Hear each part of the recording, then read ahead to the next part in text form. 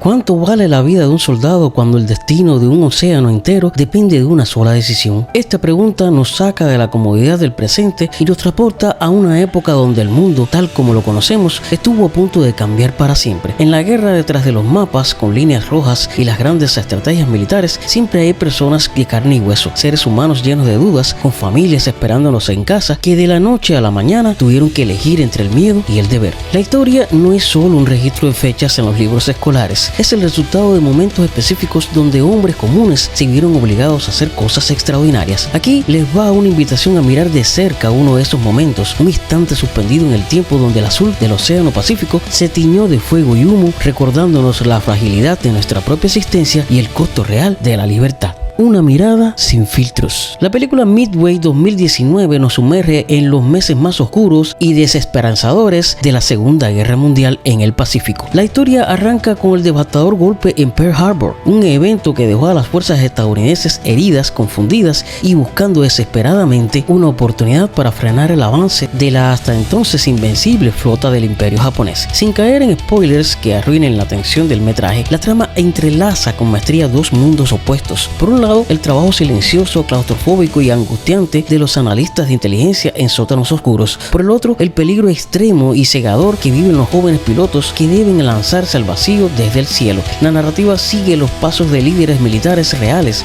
en una carrera contrarreloj donde el más mínimo error de cálculo o un simple segundo de duda significaba la muerte de miles de hombres y la derrota total de una nación. De la obsesión a la pantalla. El camino para dar vida a este proyecto fue una batalla cinematográfica en sí misma. El director Roland Emmerich estuvo obsesionado con filmar esta historia durante más de 20 años. Sin embargo, Hollywood le dio la espalda una y otra vez. Los grandes estudios consideraban que el cine de corte histórico y patriótico ya no era rentable y se negaron a financiar una película que requería un despliegue visual tan masivo sin el respaldo de una franquicia de superhéroes. Lejos de rendirse, Emmerich tomó un riesgo gigantesco. Decidió buscar financiamiento fuera del sistema tradicional de los estudios, reuniendo un presupuesto de $100 millones a través de inversionistas independientes y capital extranjero.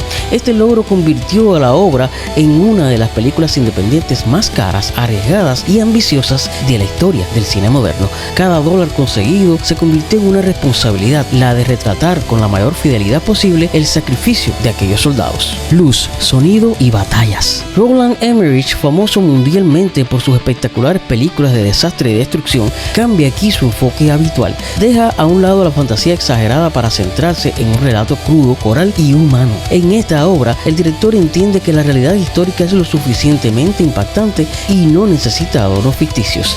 Robbie Van Gardner realiza un trabajo impecable con una paleta de colores que evoluciona junto con el estado de ánimo de la guerra. La película comienza con tonos cálidos, nostálgicos y dorados para retratar la vida cotidiana en las bases militares antes del desastre. Sin embargo, en cuanto el conflicto estalla, la imagen se transforma en grises fríos, azules marinos intensos y contrastes violentos que meten al espectador de lleno en la crudeza del combate. Los compositores Thomas Wander y Harald Krauser tomaron una decisión artística muy valiente. Decidieron evitar los signos militares exagerados o la música pomposa que suele acompañar a las películas de guerra. En su lugar, crearon una banda sonora melancólica apoyada en violines tensos y percusiones pesadas que imitan los latidos del corazón, transmitiendo la angustia constante de estar bajo el fuego enemigo.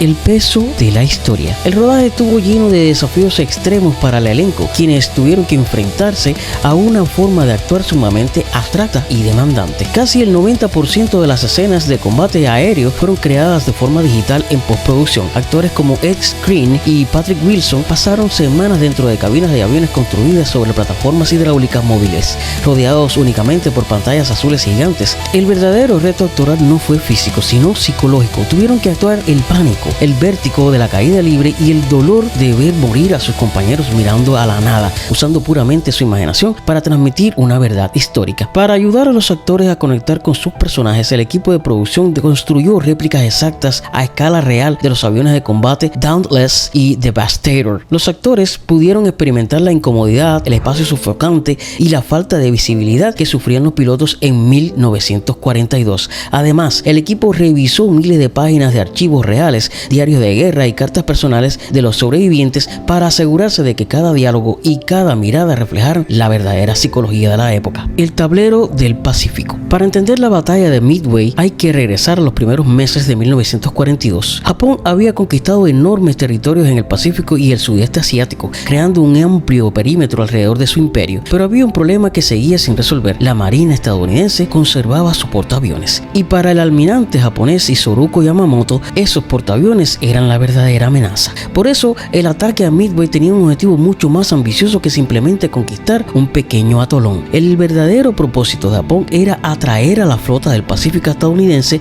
hacia una batalla decisiva y destruir sus portaaviones. La captura de Midway serviría como cebo y al mismo tiempo permitiría a Japón ampliar su perímetro defensivo hacia Hawái. La estrategia era arriesgada: atacar Midway, obligar a Estados Unidos a reaccionar y cuando su flota apareciera, lanzar una fuerza superior para acabar con ella. Yamamoto esperaba que una derrota de esa magnitud dejara a Estados Unidos incapaz de desafiar seriamente la expansión japonesa durante un tiempo. Pero había otro elemento que aceleró los acontecimientos. En abril de 1942, el ataque de Doolittle había demostrado que Japón todavía podía ser alcanzado en su propio territorio. Tokio había sido bombardeado y, aunque los daños fueron limitados, el impacto psicológico fue enorme. Japón necesitaba entonces alejar la amenaza estadounidense de sus propias costas. Sin embargo, los japoneses cometieron un error fundamental. Creyeron que estaban preparando una emboscada para Estados Unidos cuando en realidad Estados Unidos ya conocía buena parte de sus planes. La inteligencia naval estadounidense había descifrado las comunicaciones japonesas y descubierto que el objetivo era Midway. El almirante Chester Nimitz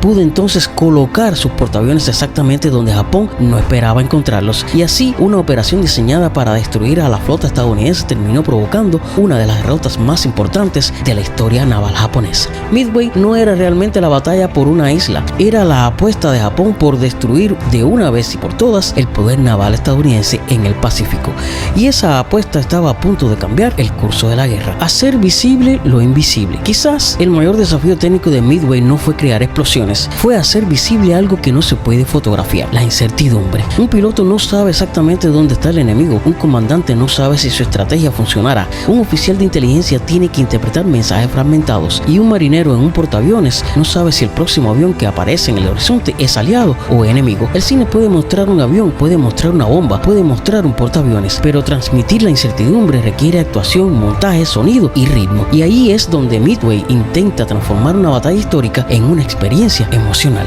Quizá por eso Midway funciona mejor cuando dejamos de verla únicamente como una película bélica, porque debajo de los efectos visuales existe una historia sobre decisiones, sobre preparación, sobre información, sobre miedo y sobre personas que tuvieron que actuar sin saber exactamente qué iba a suceder.